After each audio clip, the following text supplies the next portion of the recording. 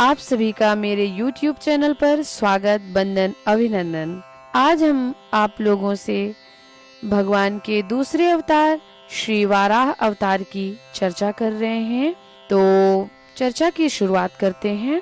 ब्रह्मा जी से सृष्टि का क्रम प्रारंभ करने की आज्ञा पाकर स्वयंभू मनु ने पृथ्वी को प्रलय में डूबी हुई देखकर ब्रह्मदेव से प्रार्थना की कि आप मेरे और मेरे प्रजा के रहने के लिए पृथ्वी के उद्धार का प्रयत्न करें, जिससे मैं आपकी आज्ञा का पालन कर सकूं।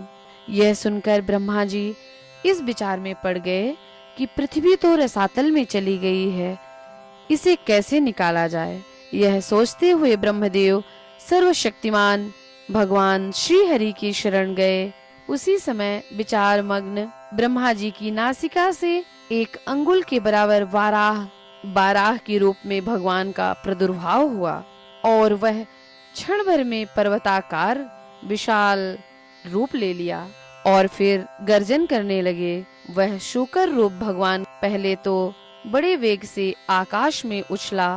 भगवान का शरीर बड़ा कठोर था, त्वचा पर कड़े कड़े बाल थे, सफेद दाढ़ें थी, उनके नेत्रों से तेज निकल रहा था।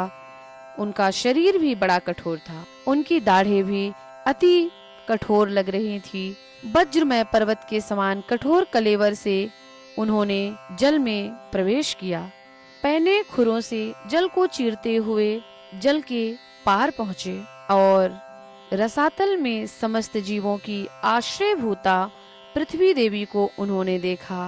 पृथ्वी को वे दाढ़ों पर लेकर बाहर आने का प्रयत्न कर रहे थे कि जल के बाहर निकलने के पहले ही मार्ग में विघ्न डालने के लिए महापराक्रमी हिरण्याक्ष ने जल के भीतर ही वाराह भगवान पर गदा से प्रहार करने लगा, उन पर आक्रमण कर दिया।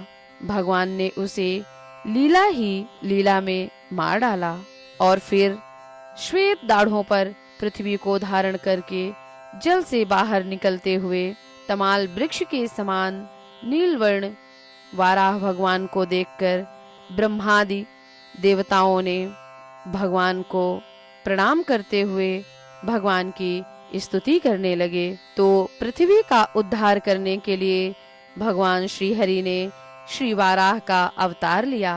बोलो श्री वाराह भगवान की जय।